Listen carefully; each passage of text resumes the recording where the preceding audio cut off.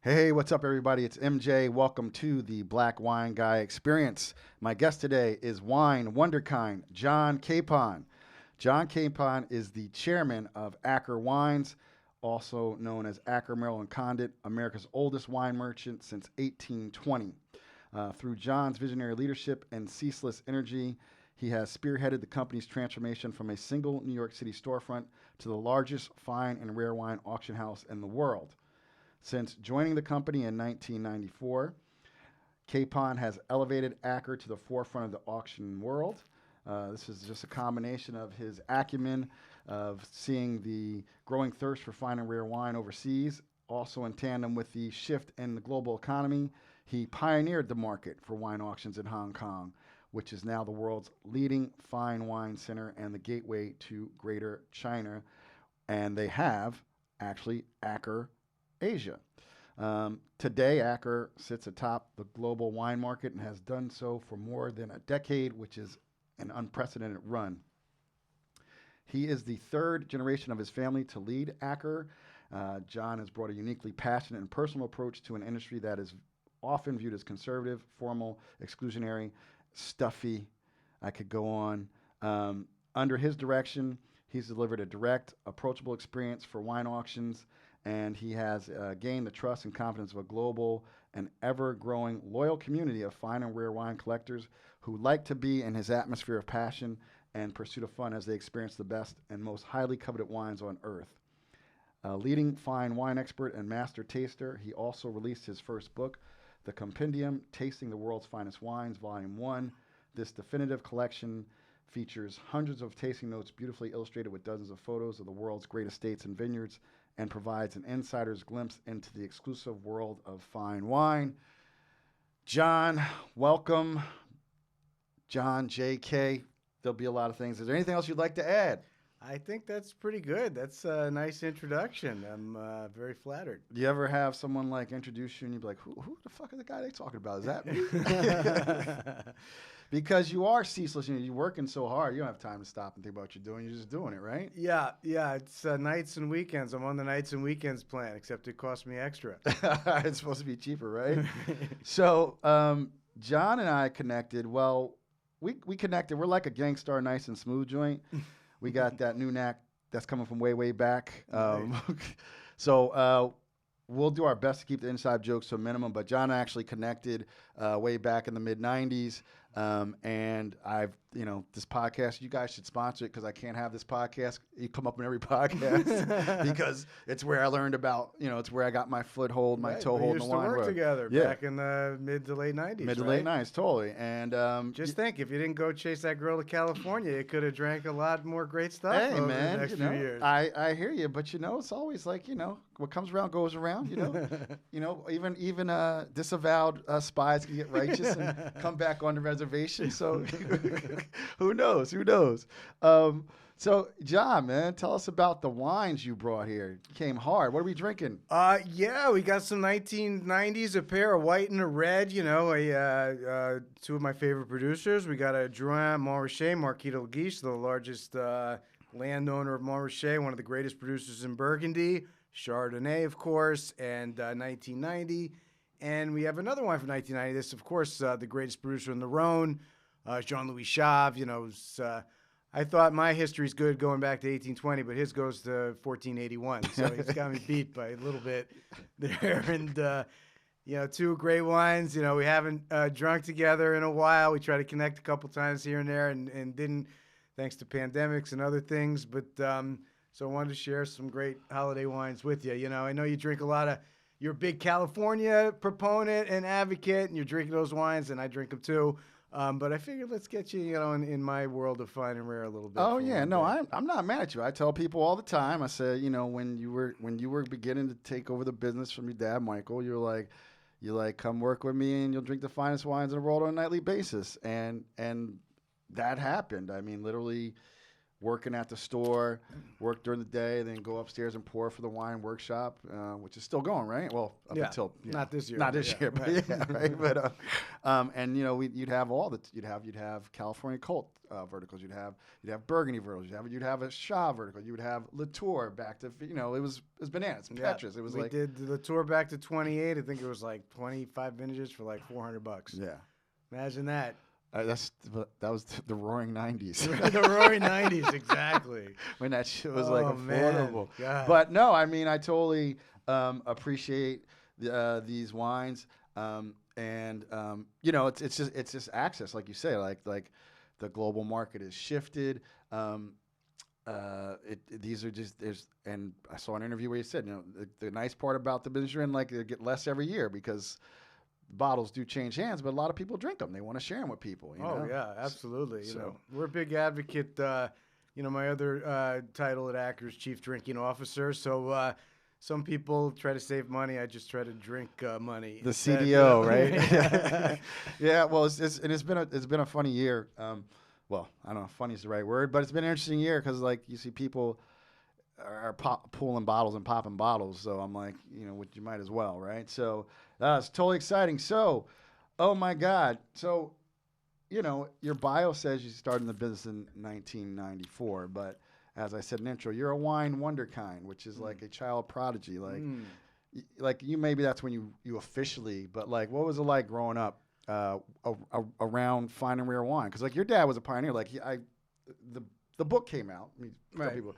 Been 200 years, so you guys commissioned a book and the history book, right? Yeah, I didn't know most of that stuff actually. It was even stuff about my dad and grandfather. I mean, so we hired a historian, and they really did the whole process. And it was, for those of you who like history, for those of you who like history or into history, it's a fascinating look through not only the Acker and its history, but just through America and New York City. I think there's only one or two companies older than Acker in New York. Bank of New York's one of them. I'd rather own that, but I don't. But I'll take what I can get, and it's just it's been a fascinating road for the company going basically, which is the same as the history of the United States when you think about it. Yeah, that totally makes sense. So like when did you first start going into the store when your dad was running it? Well, I would go after school. I went to school on the Upper West Side, and I would just go after school and kind of study in the office. And I was never really into it when I was a kid. I was kind of just, doing kid stuff, into sports. I was playing sports, soccer, wrestling, all that stuff. And it was kind of like being fit and healthy and getting good grades. And I was such a good student and child, before wine corrupted me. And so it wasn't really a thing. Like I didn't, and then I went away to college and I discovered like, kegs and things and others. I wanted to wrestle. I went to Wesleyan. I could have gone to Columbia. I went to Wesleyan because I wanted to wrestle. And you go to like being like the king of your like prep school hill, like fighting for your life, Division III. It wasn't like so fun. Right, that's like a rude awakening. You're like, yeah, I could do D3. You're like, nah, D3 wrestling's pretty hard too, there, bro. Yeah, so I traded that in after one semester for a fraternity. I actually went to the same fraternity as Bill Belichick over at Wesleyan University, although I never met him. But I did room with Eric Mangini, who was the coach of the Jets and now is a sports commentator. Great guy. We were freshman roommates. And he kind of got me to pledge that frat. And, he went on to work for Bill and everything. And so, I traded it in for like the keg and other substances for a couple of years. And then kind of got around to wine after that, So you did the college thing. Right. Did the college thing. Yeah. So that's kind of like how we connected was Wesleyan. We weren't there at the same time, but like that's kind of that was the interplay. That was like the Venn diagram that brought John and I together. And as I told you, I'm a state school kid. I just like knew where to go to party. They did have good kegs and stuff over there at Wesleyan. Right. So nice campus. Great campus. It really is. So then, but I believe, I know this, but you finished up at NYU. Yeah, well, I never quite finished. I kind of got bored and didn't graduate. It seems like you're doing all right. I'm a dropout. You're doing okay. Right.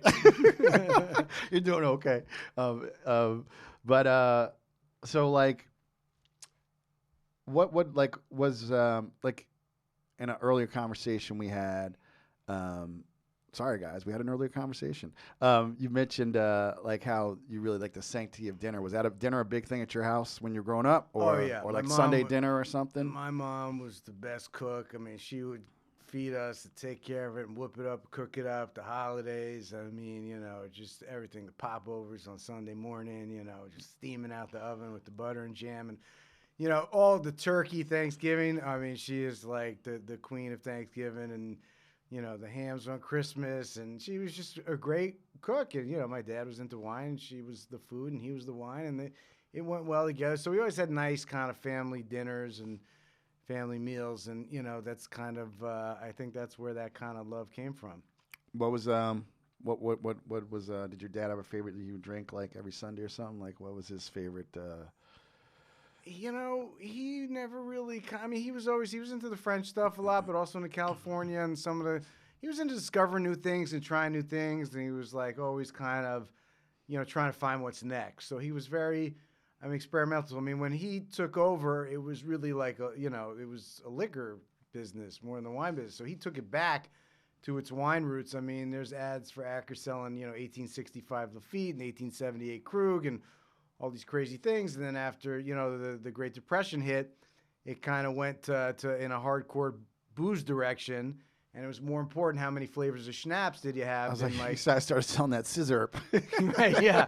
I mean, it was like that. It was like, what, you don't have the apricot schnapps? What, are you fucking kidding me? Like, you lose customers like that. In New York. Right. What? Right.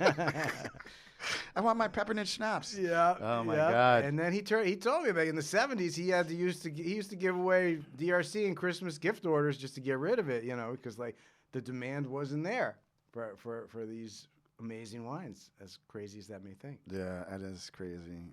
Wow, he was giving away DRC. That's crazy. So like, so you go there after school. I get it. You're hanging out. You're the boss's son. You're the kid. So but you're probably hanging around. Or you must be picking stuff up though. I mean, like, not just you're just like. No, just working, doing my. Like you said, it was just what Dad did, and I was just, wine was around, but I never was curious growing up. I wasn't like, let me taste that. My other children were more curious and wanted to taste and try things. It seems, but it wasn't like he wasn't really, my dad never like forced me or pushed me to do anything. He was kind of like, do whatever you want. I'm here, we're here. And he kind of let me discover the business naturally. If he was like insisted that I do it, I probably wouldn't even be here today. So I was very fortunate that he didn't put like any pressure on me and kind of let me discover myself. And I kind of, through discovering myself, I discovered wine. Got it. Okay. Oh, I like that. I was like, who is John? So who is John Kapon if you discovered yourself through wine? Right. Well, John Kapon is somebody that likes to drink wine. So Yeah, drink good some answer. more right here. So 94. Have some more, please. 94, you start working in the store, right? Mm-hmm. What was your first job in the store? Well, I was just working the counter, working behind a counter. I think I was like, became the night manager or something sooner or later. And I would just go to the industry tastings and start to taste things, all these wholesalers are putting these tastings. You get to taste 100 wines, 200 wines. However, I mean, it's tough to taste more than 100 wines, no matter what. Even if you're spitting everything, it's kind of hard. No, I know. You get palate fatigue. Yeah. Then you come across some good shit around number 30, like, Right. I'm not spitting this. You got to sneak a few Ex- swallows Exactly, in right. there. So then it does. People, and it's so funny, people think, oh, you taste wine for a living. Like, it's fucking rigor. Yeah. People don't get, like, I mean, yes, you enjoy great meals, you enjoy, but, like, you work at it. Right. It's not play. So I think that's right around when we met was like the mid-'90s. I think it was in grad school. We met through mutual friends through Wesleyan. And I remember you used to have long hair, Mm-hmm. and you were working at the store. But what else were you into back then in the '90s, early? Well, that was mid-'90s? I was making music, Group called Smoked Out Productions. Okay. So it was a great experience. We had a few. You can go on YouTube, find some jams over there for you '90s hip hop fans. Smoked Out Productions. That was me, getting smoked out before I was getting wined out. Well, I mean that was the '90s hip hop, right? It was like that was New York City hip hop. No, when I was at Wesleyan, that's when NWA came out and all this stuff was coming out for the first time. I mean, it was exciting. I mean, this music to me, it was was so exciting, and like I just loved it, and I, having loved jazz and blues and all sorts of music, it was just something new and so different. So I'm not sure about some of today's stuff though, but maybe just because I'm like I don't know, man. I ask old or myself, something? I'm like, am I old or is trap shit? Is Right. crap? I don't get it, man. Right. I know I'm getting older, but I just do think the music kind of sucks. Right. So my kid, I got a son. My oldest son is 21, and he's like listening to all this stuff, and he's listening. I'm listening to my stuff, and he's like looking at me like, "What are you doing? Like, what is that?" I'm like, "Damn, man." Yeah, no, it's I have a nephew who's like 19, and he sends me all this stuff, and I'm like, okay. I was just like, okay. But so Golden Era music. So then, like, you're doing the music, you're working at the store, and then like, what had you just say, you know what? Like, what made you like say, all right, I'm gonna take wine seriously now? Well, I just got burnt out in music. We got offered a record deal and worked really hard at it. We made a good fair amount of solid songs. I think a good like 15 or 20 really good jams, and got offered a deal from Columbia, but I couldn't. I guess I was not to sound obnoxious, but I was like too educated to take the deal. Well, yeah, I mean, you come from a family that knows business, so Right. like, you could read a contract. And I went to school. I transferred to NYU. I went to music business, with a program there, and it was just a prostitution deal, like oh, we may put, we're going to sign you, but we may put it out, we may not. If we don't, you can't do anything for X number of years, and you got to record in our studio at $1,000 an hour, and all this stuff. It's just like, what? And and back then I was just so young. I didn't really have time to, I couldn't. There's only so much I could do on our own. We pressed a record or two here and there. We got a lot of love locally, but I just couldn't sustain it. And the entourage kept growing and growing, and it just became too much. That's the funny thing about entourage. Right, Is they can grow and grow and grow. Yeah. So yeah, but that's. I mean, I think a lot of people. I'm sure most people don't know that about you, so that's really Right. cool. Well, then I started to work in wine. I just got burnt out, and I said, enough. I'm stepping away. I had enough of this, and then I just started working at the store full time, and just something to do, and I just started falling in love with wine. That's it. Yeah. What was there? I mean, Can you remember like a moment like where like I don't know, there was a tasting or something? You said, you know what? Like, I mean, because obviously. You're well read, you're well educated, you're smart, you're an intelligent person. So like, was there just when the light bulb would just go off? Like, yeah, no light bulb. It was just like a flicker. it was like a little flicker. It was like this little flame, going, just enough to keep the room warm. There you go. So let's talk about. Let's talk about auctions because I think that's what you've become known for.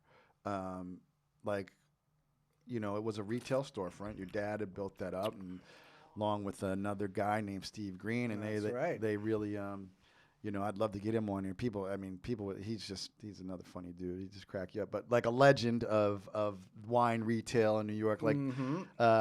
In the book, I think Steve Green basically created the corporate account. He kind of like went downtown, hit the bricks. So you guys had this business. Your dad, they had built up this business with a lot of corporate stuff, and then I've seen ads where they were doing. They also brought in a lot of early California stuff, Mondavi, and they were doing futures. So like, what was going on where you said, you know what? You said, Michael, we should do auctions. What was that about? Because I think it says they tried one before. Or? Yeah, right before I kind of started, he did one or two with Doyle and Tepper right when it first came out, and he was trying to get hooked up with Christie's or Sotheby's, but then they didn't want to. They were like, blah, blah, blah, right. blah. They were like, oh no, thank you. Whatever they were. Right. And it was just like, so he did it, and then he's like, this is too much fucking work. What a headache. I don't want to do this. Like, so after a couple times, he said no, he didn't want to do it. But then eventually I came along after working in the store 2 or 3 years. I'm kind of like, why aren't we doing more tastings? We should be doing more. Why aren't we doing auctions? Why aren't we doing more? Let's do. It was just kind of my mentality. I think I owe it all to wrestling in high school. Just that kind of, that intensity, that I kind of learned there kind of translated to my personality and eventually flipped, over to like work mode. And so it was just kind of like, why don't we do this? Why don't we do that? I remember the first big wine dinner I planned called Legends of the Fall, and it was at Picholine, and it was like 12 or 15 point wines, and it was like 85 Sassicaia and 86 Muta, all these crazy wines, right? All these wines I always want to try. And then I put on the schedule. It was like $800. My dad's like, "Are you crazy? It's like nobody's gonna pay $800 for wine dinner. What are you thinking?" And I'm like, "Let's just try it." It sold out, and then we started to do more and more, and then sure enough, like a decade later, I was doing weekends for 25 grand a head. So it kind of grew from there, but that also grew along with being in the auctions and the fun and rare game. And so I did an auction with Phillips in 1997. Mm-hmm. We partnered up. They were the third largest auction house. I think they were number 3 in the world. And so we said let's try to do something with them. And then and we whipped up an auction in like 2 or 3 months, and it was like $500,000 or something. It was like the largest wine auction they ever did. And rather than telling me, "Great job, congratulations," the managing directors or heads were sitting there like lecturing me and like telling me what to do, and I'm like, "You guys weren't doing shit. Like, what do you, like, why don't you like," they were just like talking down to me, and I'm just like, "Okay, you know what? I'm gonna do this myself, right?" And so we just did ourselves, and we did the first one in '98. And the first year was a little bit of a disaster. Learned a lot of lessons the hard way, and a lot of, but after we got through the turbulence of year one, it started to, get in a slow kind of growth pattern. So we did like 4.5, and then we did 6, then we did 9, then we did 12 million, every year, and started to grow slowly but surely over those first few years. Mm-hmm, mm-hmm. What was that? Like, what's that? Like you mentioned, like Phillips, like they're talking down to you. Like, what was kind of like the general auction scene, would you say, before in the 90s, early 00s, until you really started getting it clicking? What would you say was the general scene like? Well, it was generally, it was basically in a room with rows of chairs and water and crackers. And even we had British guys doing the auctions in the beginning, because that was how it's done, and you had to be distinguished and and proper, and Lot 200, Right. Chateau Margaux. Any more? Yeah, I remember attending a couple of those early auctions, and Yeah, we even had to throw you in there. that came later. Yeah, so I mean, let's talk about. Let's dive into that a little bit. Let's dive into like also I think with this whole year, with Black Lives Matter and people, talking about diversity in wine. Acker's always been a pretty liberal and at the forefront of inclusion. I would say, like I didn't work there, but there was a guy. Yeah, the South African guy went back, and what was his name? Right, Jabulani. Yeah, Jabulani. Yeah. No, my father was always very liberal and kind of, into. I don't want to call him I don't want to call him a leftist, but he was like, he was just very liberal and very, in the '70s growing up, and just kind of a righteous guy who just, was believing in equal opportunities for everybody. And for me, I didn't even think of Black Lives Matter because it's like didn't matter to me. It was like you black, you white, doesn't matter. Right. I mean, that's we hung out was the thing. He was just a white kid. He was a hip hop producer. Okay. Right. But I remember when I worked there, like and I just don't want to step on your dad. Like you said, he was a bad. Like he took on Gallo, didn't he? Like back in the '70s, like. Yeah, something like that. When they used to sell the wine with the baseball bats, the wholesalers would come in and be like, "You better carry my wine." And I think there was something that he might have had some disagreements with. Yeah, he was a little bit of a contrarian. There you go. That was the word I was looking for. Yeah. He was involved in like politics and some very. There was a guy Michael Harrington who was a great. Mind, back in the days he was really good friends with, and he wrote a lot of books and things, and so it was an interesting circuit, and it was a liberal kind of situation. So it was never like It was really never a thing. Gotcha. So you're rolling along. You're you know you cut your hair. I'm sure you Right. cut Yeah. your hair, I went did. to work. You're growing this auction thing, and then like kind of what was like what would you say was like the breakthrough auction? Like, and I'm like after Phillips, like I think you said you did $500,000, and then you went to like 1.5 or 2. Like, what was like one where you were like you finally had your systems or your method. You kind of knew where you were going. Right. Well, I mean, I think, it took a long time to get there, and it took I think when we finally hit like number one in the market was like in '05 or '06 or something, and it just kind of, and then when we went to Asia after that, and it was just like everything happened like wham bam bam. We had we started to get a couple of bigger sellers and bigger collections in 6 and 7 that showed the world like, hey, we can handle anything and everything. And we were the first ones in Asia in '08, I think it was. And so it was that kind of snowball right then and there that just, and we kind of never looked back. I mean, I think, Hong Kong and China was really the biggest move. And, I first went to Asia in like 2007 because we started to get more and more clients from Asia, right? So we started to get like, hey, so for me, I was always like, when I started doing auctions, I would like go fly to Fresno for 80 grand of wine and pack it up. It's a different kind of mentality. I'm like, I'm going, right? Like anywhere, everywhere. Let me do it. And I would do that. And so I noticed we're getting more and more buyers from Asia. I'm like, I should go to Asia, right?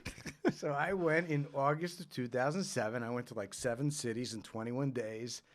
Must have drank like 4,000 liters of like wine, I think, in the process, and it was a very blurry time for me, but it was also like I was wow, just like the massive scale of cities, 20 million people, like Shanghai, Beijing, Seoul, Tokyo.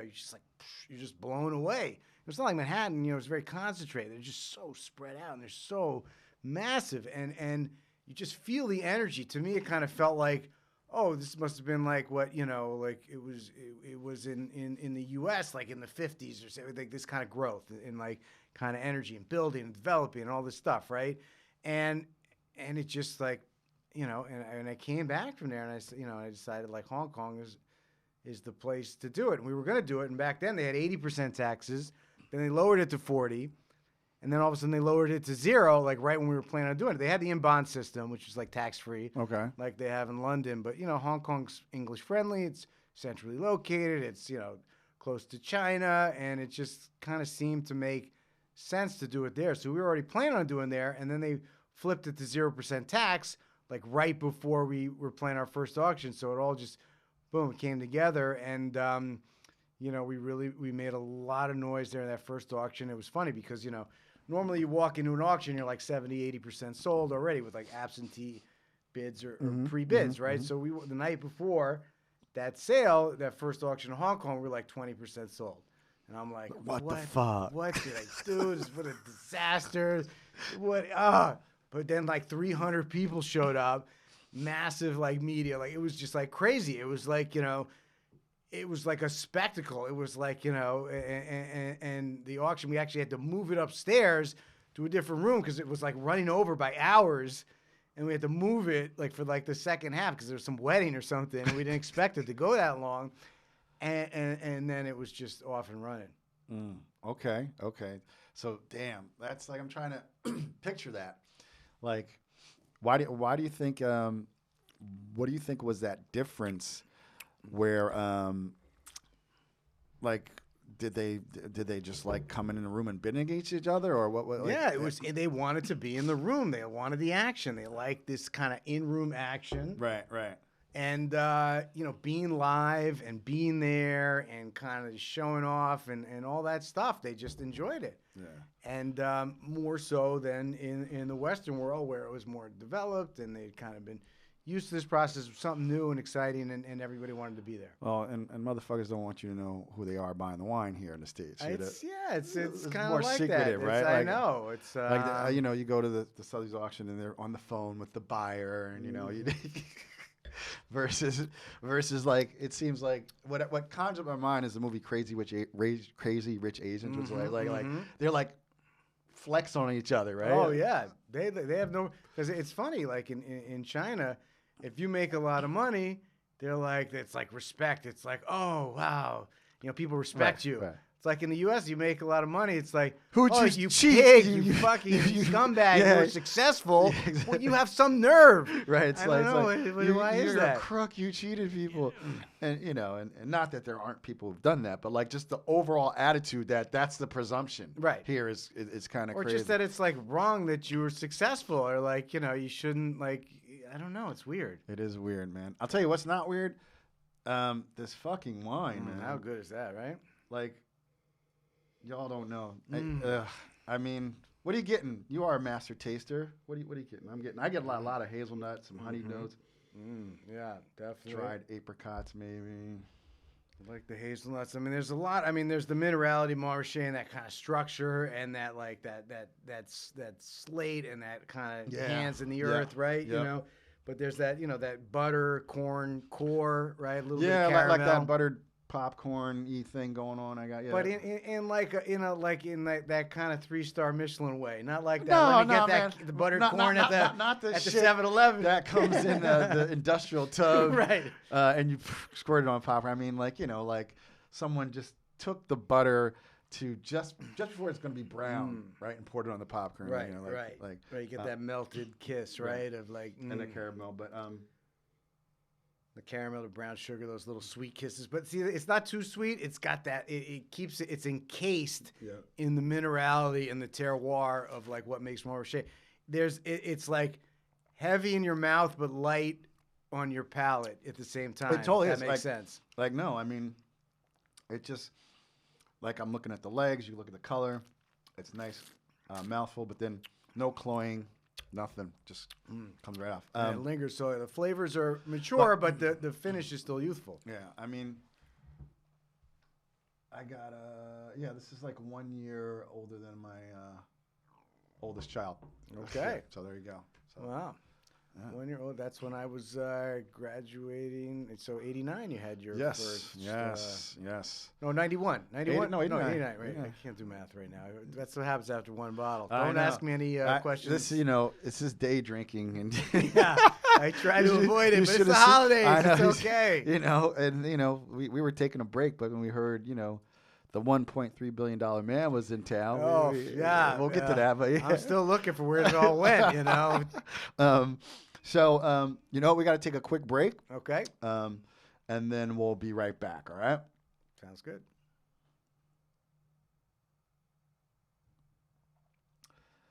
All right. We are back. And, you know, we were just talking about how delicious wine is. And we were talking about that first, like, rocking auction. So do you have like somewhat of a, did you get like a little bit of celebrity status over in Asia after that first auction or anything? Well, I mean, we had good PR and we did a lot of media stuff, and so it was kind of we'd every auction there we would go and we'd have like, you know, 12 or 15 journalists in a room and do a press conference. I mean, whatever. It wasn't like I wouldn't walk down the street and people would like jump on me or anything like that, you know. So it wasn't. I don't know if it was like celebrity status, but you know, we worked the media well. Yeah, I mean, you know, I think when I say celebrity status, I mean, like if you're, when you walk into the auction, like that's John Kapon. Like I always think, because when I lived in California, I was friends with this author Jack Canfield. He wrote Chicken Soup for the Soul books, and like we were traveling together one time, and like you want to be where you could walk through an airport. Like it's nice to make a wonderful living and be able to walk through an airport versus like you could be like an actor who ain't really doing that well, have one role, and then you can't walk through the freaking airport because you're in that movie. You know what I mean? Like that would be a pain in the ass. Yeah, I don't have that problem. Yeah, thankfully.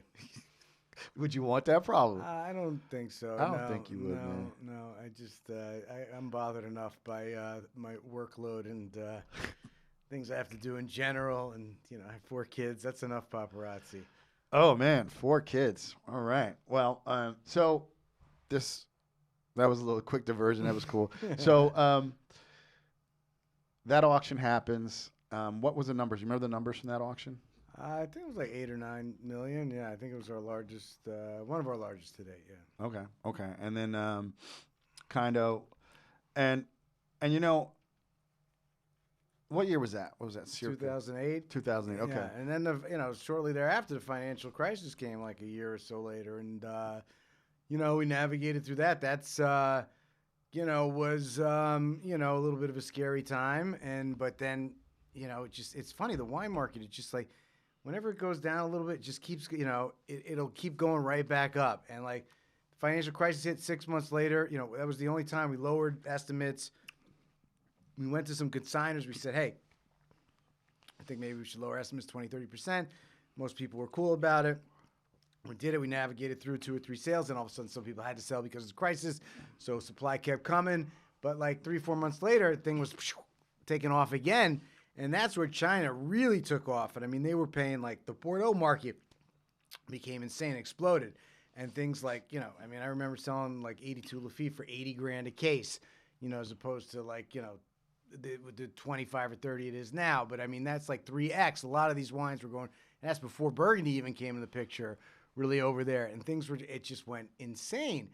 And Bordeaux became like this kind of commodity of gifting, and like, and then that got cracked down on a little bit. And so then the Bordeaux market came down back to normal, but that's when Burgundy took off and kind of became the belle of the ball, which it's pretty much been ever since. I mean, now Burgundy is like, I think it's 56% of our dollars. It's 28% of our bottles or something like that, but it's over half, our revenue. Yeah. Wow. Wow. And I know during that time period, you guys had a rough patch. We're not going to talk about it because I know you have a policy about it, which I respect. But I can say that what'd you guys do last year? We did 122 million at auction, did 143 million overall, and still working on getting to a bill for a year. There you go. So it seems like you were able to weather that storm very nicely. Congratulations, because I think people don't understand that it's ups and downs, man. Like this like fucking it's life. Like like you said about how the market would mirror what's going on in the world, like, and how these it's life. So like, what would you say? And you think you alluded to this. I know you were a very competitive guy. Do you think that has a lot to do with being able to persevere through hard times? I owe it all to the wrestling, collegiate wrestling days. I think it was but I mean, it's like you gotta work hard. I mean, no matter who you are, what you're doing, what you want to do, you gotta work. You want it, you work. You gotta work your ass off. You're gonna fuck up. You're gonna make a mistake. You're gonna not always make the right decision, but you got to keep moving forward and keep like digging, and take that shovel and never stop digging. And I just never stopped digging, and I'm still never stopped digging. I still work nights, weekends, all the freaking time. I mean, would it be nice if I could take like a couple of days off here? I mean, I take a little bit off here and there. I got the kids. I got to spend some time with them, right? But I mean, I'm working like non-stop still to this day, and like I almost don't know what to do with myself. I don't have like work to do. It's kind of like I'm like walking around the house in my bathrobe. Like what am I doing here? That's so funny. Yeah, I think I saw it like on your Instagram stories or something you posted. Your birthday was, when was your birthday? You just had a birthday? Yeah, November 21st. Yeah, and I guess you're like one of your kids was like, I love Daddy because he works so hard for us. Right. Yeah, he works hard. Yeah, I know they did a nice little celebration for me, and yeah, I got my sons born on the same day as me, my 21-year-old son. So, just like I planned it, Yeah, so wow. I thought having 3 guys with the same first name in a family was something. We got the same birthday, Nicholas and I, and I got kids 21, 19, 10, and 6. You ever play the pick 4, man, with those numbers? I know, 21, 19, 10, and 6. I should do it, Shit. right? And then I could do mine, 49. I mean, let's objectively think about this. Like, there's probably greater odds of winning the lottery than having your kids on the same day. Right. You really think I about should get like a government bonus for that or something. What would that be? What would you call that bonus? I would call it that's a good question. The straight shooter bonus or something. Like, special semen. Yeah, exactly. What we go back with super sperm. So, talk about international auctions. So like you're there, but then also up until this year, you're doing auctions, also live auctions. Where else in the world were you doing? I know Well, New just York. Hong Kong and New York. Okay. Pretty much. We just opened up a new operation in Delaware, which we're excited about, which a lot of the live online auctions are going to move. It's a new hub for us, which is great. And A Delaware corporation. Delaware, yeah. But, go Biden. We got to, we're following our president, down to his home state. We're going to go. Or Dow Chemical, who Right, set up a right. very corporation. I'm not mad a about lot it. of big companies down there, man. right? Yeah. So it's very friendly to business and to investments. And so we'd like to carry that over to our clients. And, so it's great. But it's always New York and Hong Kong. We opened up in London. We were going to do some London auctions this year, but that pandemic thing kind of messed that up. And so it's just always been really New York and Hong Kong are pretty much the two superpowers of the wine world. China, Greater China, Taiwan, Macau, Hong Kong, a little bit of action in Japan. You get some action in Europe, of course. Brazil is a great emerging market. And that's where, the buyers are coming from. The sellers, you get more sellers from Europe than buyers. And, now that Asia's had a full 10, 12 years, to develop as a market. I mean, Japan's been developed longer than that. You're starting to get supply side come out of Asia because so much wine went out there. Mm-hmm. So much wine is in Hong Kong now that it's now a hub for selling as well. So, it's now, of course, we're doing the internet auctions, weekly web auctions. We're doing about $300,000-$400,000 every week online. You get 1 bottle, 2 bottles. It's a great place for when you want to drink and try and sample stuff. You could buy, a dozen lots for a couple of grand. In a live auction, you buy a dozen lots. It's like, $50,000. It's a different kind of thing. Yes, it's that's funny. It's like live auction versus the internet. You can do a little bit less on the internet. You know what I mean? No, but it's good. The internet's great for drinking. And it's great for like experimenting. And you pick up a single bottle of Chave. You don't have to get to 12 in the original. You don't have to get to 12. Yeah, right. Yeah. No, that makes sense. So let's talk about bottles, man, because obviously you've had a lot of great bottles. You have this book with your tasting notes, the compendium. Talk about some of like the most memorable wines you had. Well, my top 3 are all from the 1945 vintage. Been very fortunate, to taste. I mean, like back in the early, late 90s, first 10 years of like 2000s, I mean, you could just open up whatever you want. Like, back then it used to be like, am I going to spend $1,000? But oh, goodness, and now it's like, am I going to spend 10? It's like, it's a different scale. I don't know what that's like, for the record. Right.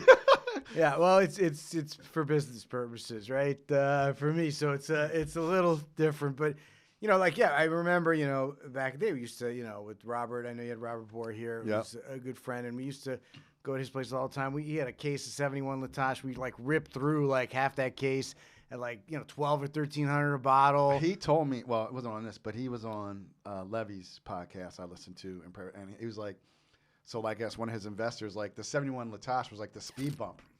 Like if you open something that wasn't ready, he's like, oh, get a 71 Latache. Yeah. So I had half of them. Yeah, I was gonna say, so you're part of that party, huh? Right. Oh yeah. So we were just ripping through, trying everything, just whatever it was. We're just doing it, and these dinners were great to tap into like these people that wanted to try these things. And so the dinners and the events, everybody would bring something, whether it was a wine workshop event or whether it was a private event, and this idea of sharing and tasting together and like trying and like, hey, we could taste 15 wines for the price of one, everybody be in for a bottle, you Right, know? right. And it was just kind of, that's where all that stuff happened. And, you know, I just started taking notes. I was, you know, writing, enjoying, and just having fun. And somebody's like, you should publish it. And I tried to make a little like newsletter like Parker and like, you know, do this thing. And I was charging like $75 for the year. People like, $75?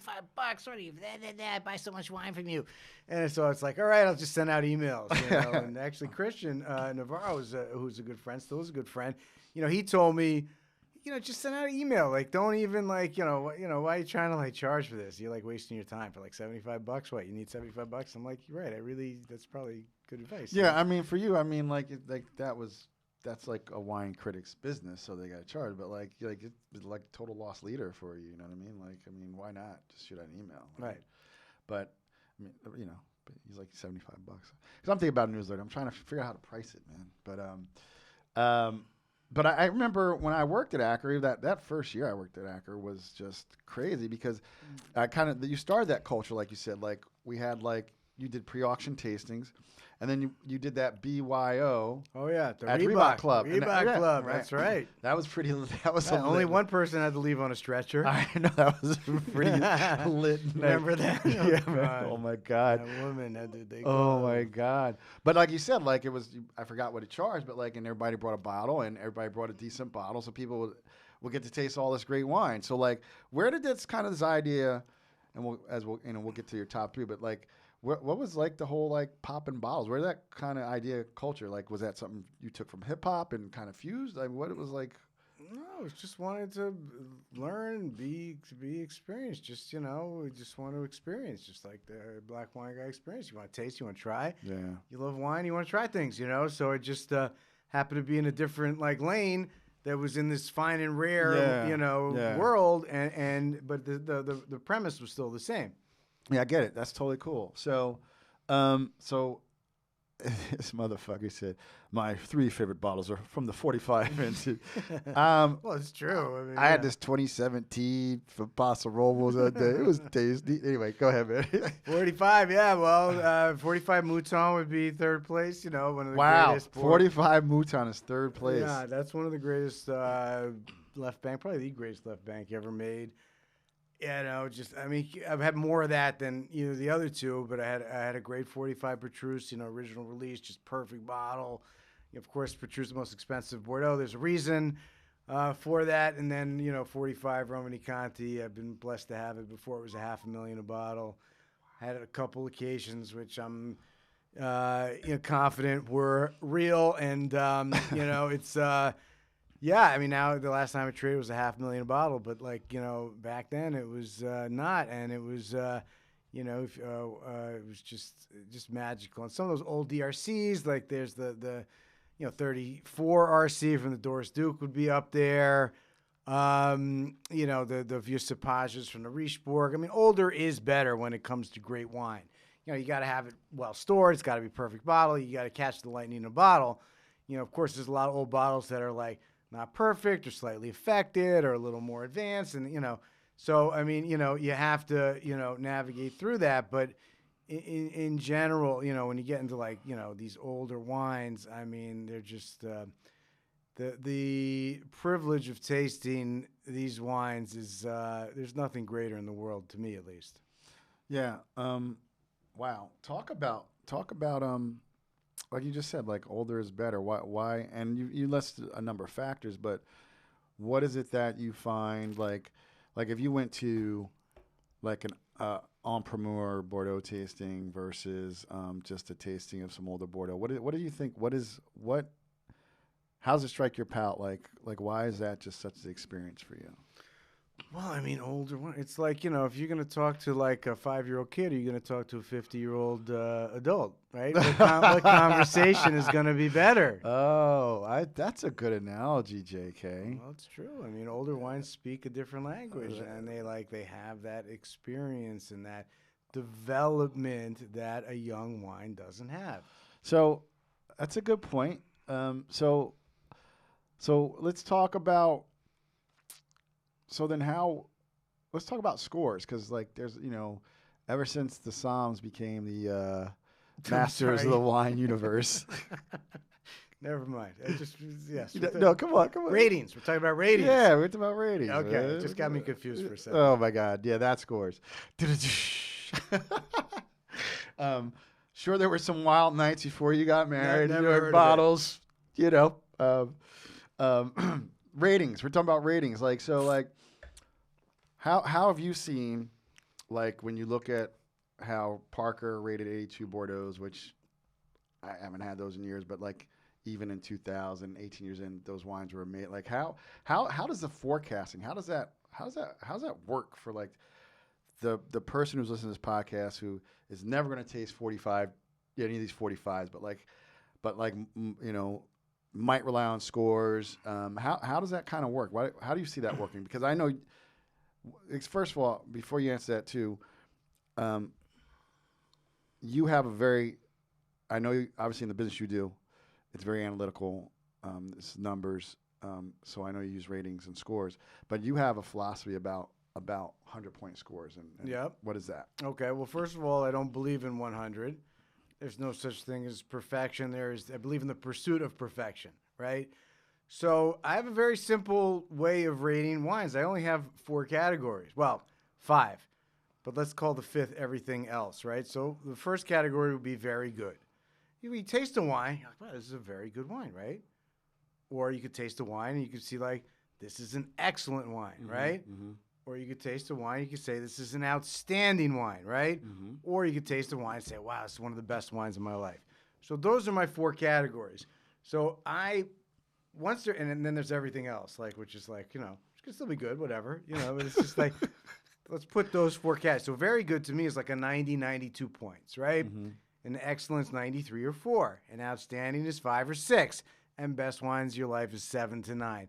So it's very easy to put that in one of those buckets. For me, that's it. And like, okay, is it very good? Is it almost excellent? It's kind of close to excellent, but it's still kind of very good, Then it's like a 92 rather than like, is it leaning towards excellence?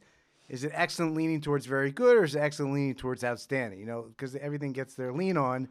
Everything gets its leaning one way or the other, and how much you've had, who you're with. There's a lot of social and factors into enjoyment and experience. You could have the same bottle of wine 6 different times, and it could be you could have 95, 96, 94, 98.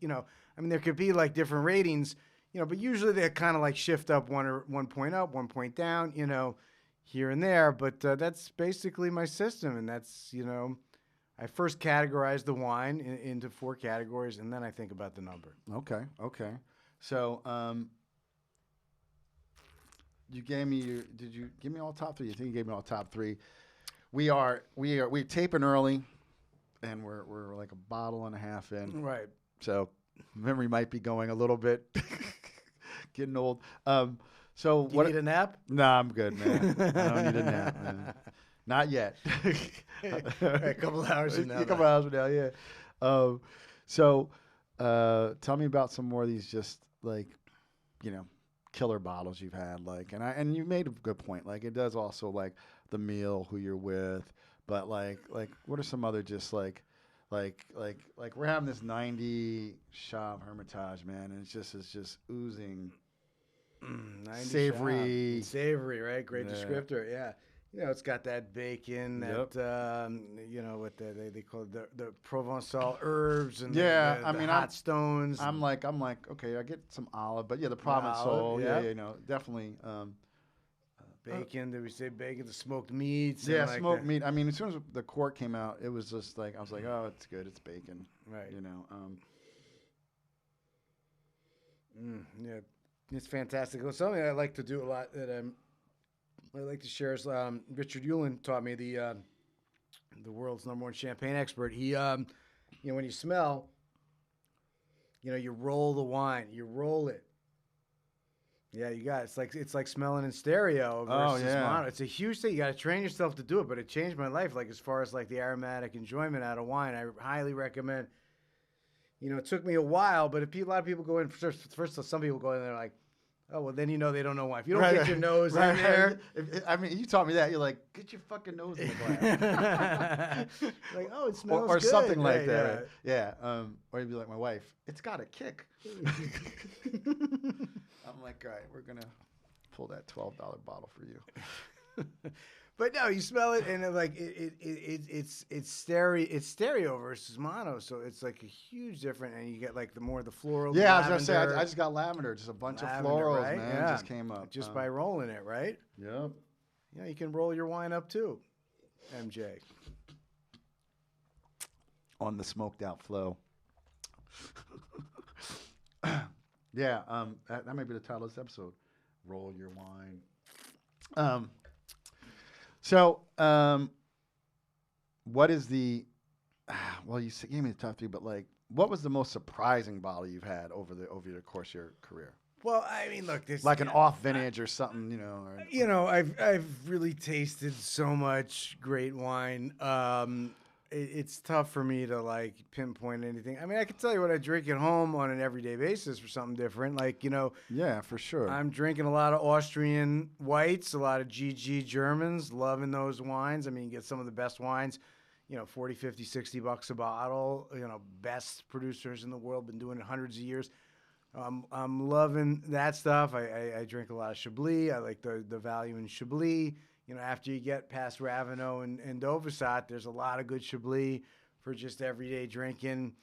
Red wines, I'm digging a lot of the Beaujolais, like the Grand Cru Beaujolais and things like that. I mean, they're just delicious, easy to drink. Crunchy? Reds. Natural? No, not natural. No. Definitely not. I had that Ganavat or whatever. I mean, I don't want to be negative. Let's not talk about natural wines. It just comes up. I'm not negative, but it just comes up. I mean, everybody's been like I said, we're not gonna be negative. I like that about you, JK. No negativity. Right. I drink a lot of California Pinot Noir. I love the juicy Cali Pinot. Who do you like in California? And Oregon. I mean, I'd have to really think about it. I mean, there's a lot of good wines in the Central Coast, and I like the ones that are. I like wines that are 14% or less alcohol. That's a big. So actually, sometimes when I'm just buying something spontaneous, or I'm in a shop, or I'm somewhere, local or whatever, and I just don't want to pop open some special, I look at the alcohol level on wines, and I'm always doing 14% or less. And it's funny, because your fault, love Grenache. Mm-hmm. I think we did a tasting at a client's house when I first started working, and we had Reyes, and we had like the Saint-Quentin Grenache. Right. And so, yeah, let's talk a little bit about 14 or less versus, There's some producers that pull it off a little bit higher alcohol level.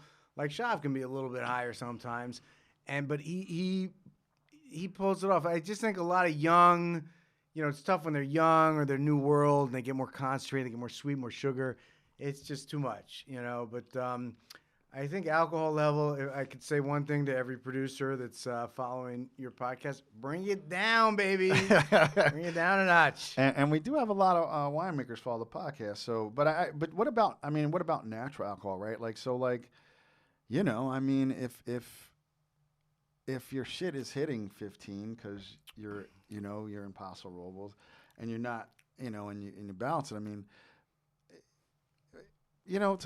what's, is it just because you're older? I'd rather drink more than Well, yeah, over 14 is great if you're in your 20s, no problem. But, I think when you get older, it becomes an issue, and I don't know, it's just, I think there's a natural beauty to the wine that alcohol can kind of obfuscate. Is that a word? Obfuscate or something. Yeah, I need to look it up. I hope it's right. I try to use big. I get that Webster's word of the day. I try to remember them all, but then I misuse them half the time. Nah, it's fine, man. What do you? I mean, wow, this is going in a different direction. But I think also with climate change, I think just regions are getting hotter, right? Is one of the reasons German wines are. They've always been mashable, but they're actually drier now that it's getting hotter. But I think it's a style of wine. I mean, I don't know exactly. Honestly, there's two things I know very well: what a wine tastes like and how much it costs. Don't get me into like how they make it and all that stuff. I never. You're not that guy. I'm not that guy. Yeah, got it. Okay. So, but like, was there like just a bottle, like you drink all the Burgundy, you drink all the Bordeaux. Like, was there like a bottle of Riesling or like what's the best Sauterne you've ever had, man? Like, you've probably had some Sauterne tasting back to 1760 right. and shit. No. I mean, 21 Ecam is a pretty good place to go. Now you're gonna make me look, snobby. I don't want to do it, but listen. Nah, man. Listen, man. I mean, like, it's all sides to the game, right? And like I said, this is a side of the game. I think most people, when people, like, if you work at retail and people like, oh, people don't want to spend like even $30 for a bottle of wine, like, they got to get like. But that's okay. There's a lot of great wines for $10 or $20. Dude, there are. When I was selling retail, find yourself some good $12 to $15 bottles of wine. There's great values like in Spain, Spain, like Côte d'Aron. Côte Côte d'Aron's probably the best thing, $10, $20. Côte d'Aron, like, that's like why I like Rhone shit so much, because even like high end Rhone, like, except for Chab, but like you can get like. But you get a bottle of Chab for $30. His Côte d'Aron's 30. Well, yeah, it's 30. Yeah, but like you can get like a highly rated Rhone wine, like 97, 98 points for $60 still. Right. You know what I mean? Like, it's still the value play in fine wine right now. You know? Yeah. Just watch those alcohol levels. Yeah. Yeah. And it's interesting, like, people. But I hear what you're saying, because you're coming from a perspective of the elegance. But then, like, no shade, but like when people start making wines that are 11% alcohol and they're underripe, right? And it's a it's little natural, too low. yeah, right. a little too low. Yeah. Like, I think that it's balancing, right?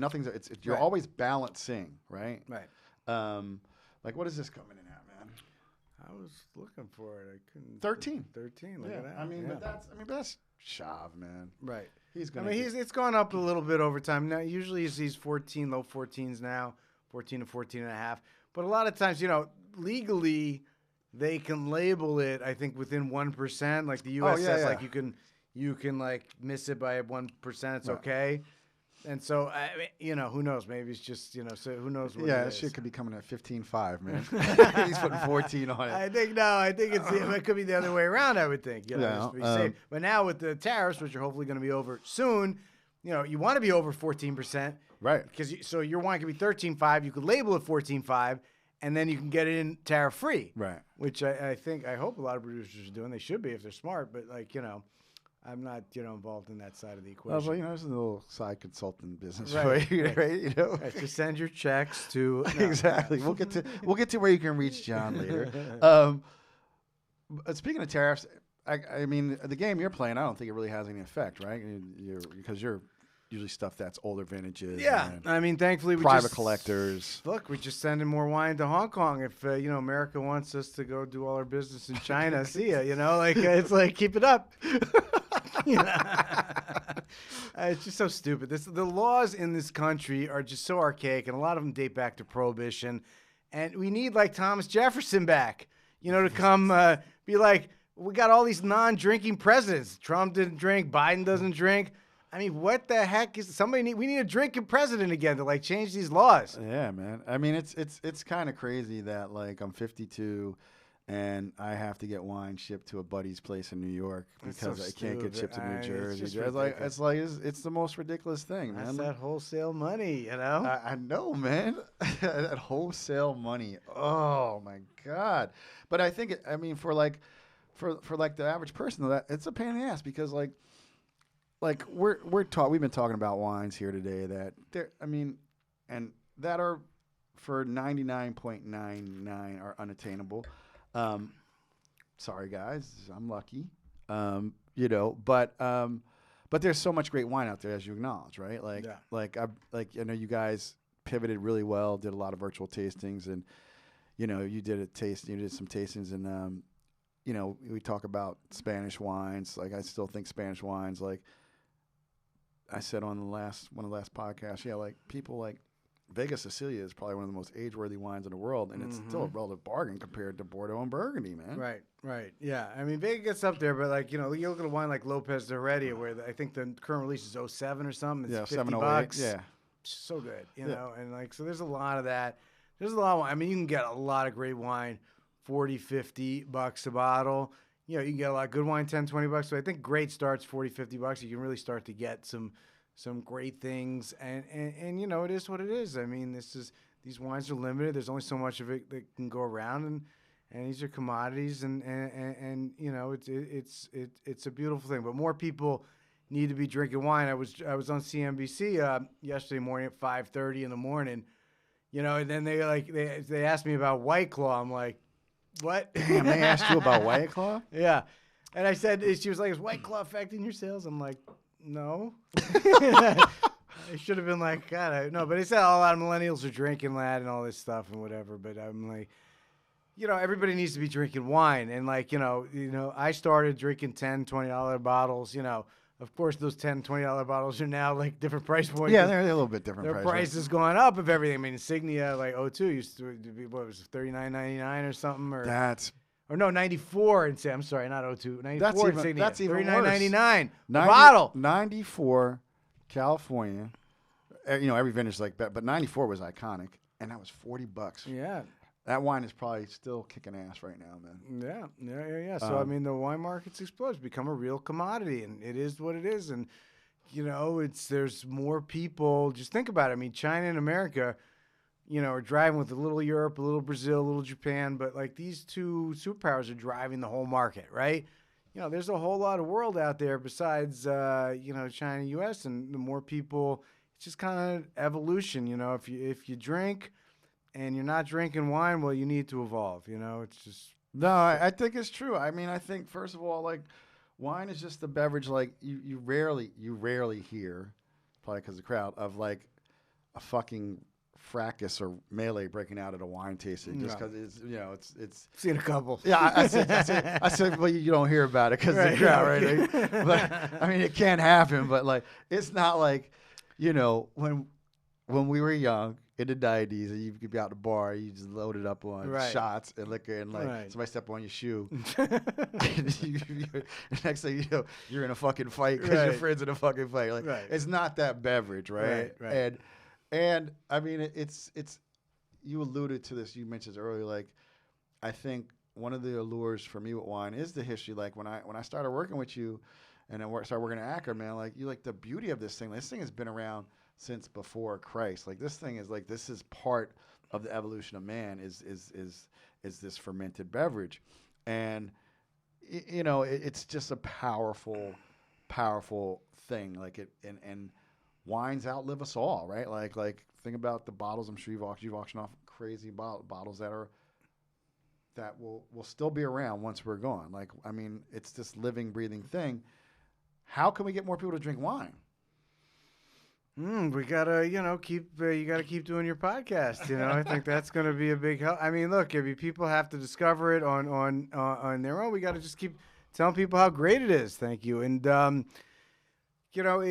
listen, I think when I was starting in the business 20 years ago, and I used to go to restaurants, there was not wine on every table, but you go out in New York City before the pandemic, there's wine on every table. Everybody's drinking wine now. So it's happening. Yeah. It's happening. And I don't care if it's wine in a box or a can or whatever. If it's wine or wine-based, I mean, it's a positive thing. And I mean, it's just, if you're going to drink alcohol, there's nothing better, because wine, you drink over the course of a meal, over the course of time. It's to enjoy food, wine, company, conversation. When we do these dinners with 20, 25 wines, it's 5 hours, 6 hours. It's not like, and $25,000 a head. It only costs you 25 G's. Come see me. Yeah. It's like, but look, it's all, and that was in 2004. Not talk about today's exactly. price. So let's talk about adjusting for inflation. I mean, when I think about that, like, like, would you say you and Acker have like definitely changed the course of wine auctions? I like consider myself a shepherd, and maybe I just herded in a few more sheep than might have happened otherwise. But listen, I mean, I've been I consider myself an ambassador for wine. I am a wine lover, like more than anything else. I love it. I live it. I breathe it. I drink it. I'm not like, I never hesitate to open up a bottle with the client. It doesn't matter how much it costs, whatever it is. Like, let's drink it. Like, that's it, and yeah, that's just been my philosophy. So I love wine. I love promoting wine. I love telling people this is great. Taste it. It's great. That's all I can do. What more can I do? I don't know, man. But you said promotion. I mean, I think a lot of that might go to, it's pure speculation, but like coming up as a hip hop producer, like you came with like people like that old school night, like handing out flyers, like stickers, we had stickers like everywhere. like learning how to promote, and literally being an ambassador, right? Like so, like hip hop ambassador or whatever. Like you decided to become an ambassador for wine, and decidedly French, but can't be mad at you for that. Well, the market is what it is. I can't control the market just because it's 80% French. Don't be mad at me. Don't hate the player, it's the game.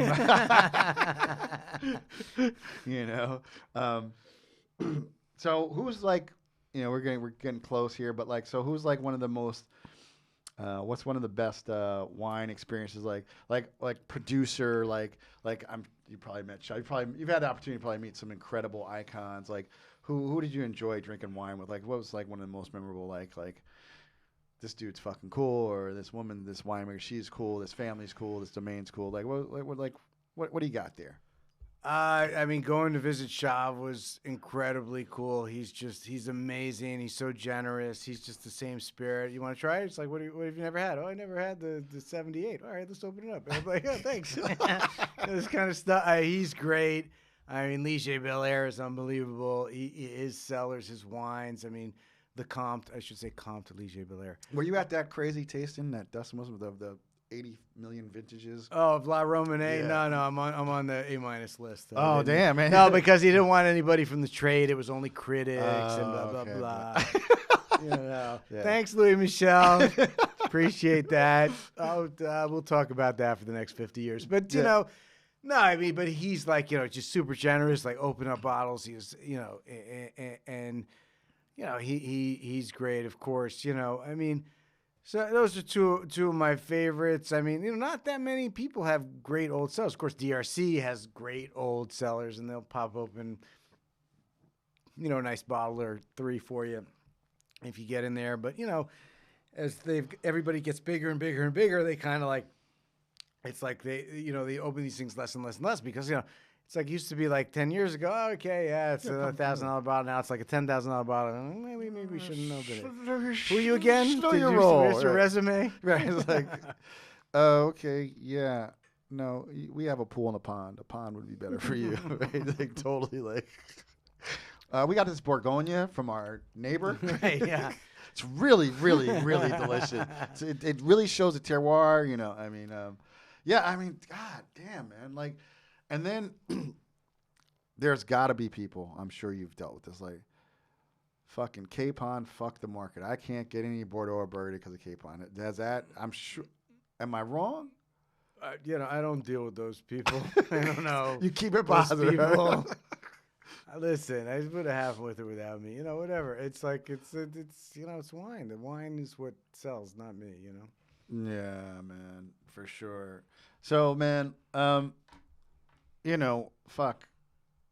We could just talk forever. We're gonna have to do this again offline or something. Great. Or we could do it again online. I would love, when you come back. I know you don't live in the States now. You're an international man of wine and I would say mystery, but you got 4 kids. There's no mystery there, man. Right. Yeah. But it's one thing about the pandemic. I used to run around the world like half the year, 6 months. Moving, traveling, and then all of a sudden this year I didn't do it, and then I'm like, wait, maybe I don't have to do it. Wow, this is like, I can actually stay home and still do the same thing, still accomplish, you know, these things with Zoom and the tape. But of course, you know, I miss it, and of course, everybody misses it. And you Yeah, I know, mean Molesworth. James said. I mean, like the Zoom thing is one thing, but like this is like so. And keep doing that. That's great. But like everybody gets like 4 bottles from the shop, but they're 4 different bottles. Like right now, we are sharing these 2 bottles, and Right. we're comparing notes Right. from the bottles, which is there. I just think there's no substitute for that. But where you're at in life with your children, your wife, like, it must be nice to like pump the brakes a little oh bit. yeah, no, it's been a great kind of refreshing of the perspective a little bit, and kind of, you know, got to start taking care of ourselves, you know, now that we're in that second half. I know, man. Halftime's over, man. I know, man. Listen, it is, man. Like shit, man. I look at the ages my parents passed, and I'm like, I'm in different. I look different than they did at this age, but like DNA, bro. I could be like, Hey. every day is a gift, It's bro. a gift, right? You know, and so where's the future for Acker Wines, Mr. Chairman? Yeah, we're just gonna continue to do what we do. We think we have a lot of potential growth in retail. We're focusing a lot on retail. You know, obviously we're auction specialists. We're number 1 in the world there, and have been for the last 15 years. And we want to focus on retail a lot and change the retail experience. We also want to become more global, and, you know, whether or not we open up, you know, more presences and more places. And then we have a lot of people all over the world working for us, you know, but kind of on a bespoke basis, not on a public basis. So, you know, we just want more people drinking wine and loving wine. We feel that we have incredible amount of knowledge and expertise in the area of wine, and we want to just keep translating that to the rest of the world. Awesome. Fuck, man. Shit. I can't believe how See, I told you fast my time. top 2 curse words. See, you got them right there. Well, I'm from fucking Jersey, man. Like I tell people all the time. That's like, I've been cursing since I'm like 6 years old. Right. You know what I mean? Like, and hiding it from my mom till I was like 20.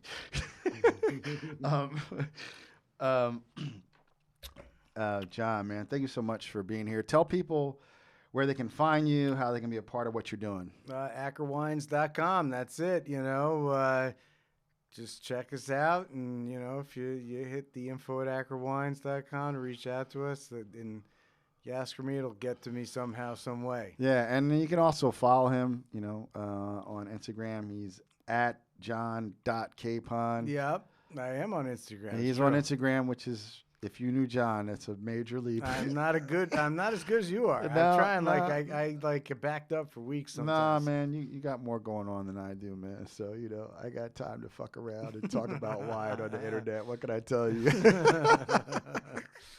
Man, this has been great, man. It's really good sitting down with you.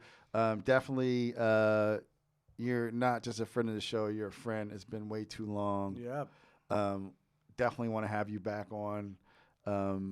And thanks for being here. And hey, everybody, thanks so much for tuning in. It's your boy, MJ. Till the next time, here's to the Mavericks, the philosophers, and the deep thinkers. John hits all those notes. Cheers. Peace. I will talk to you next time.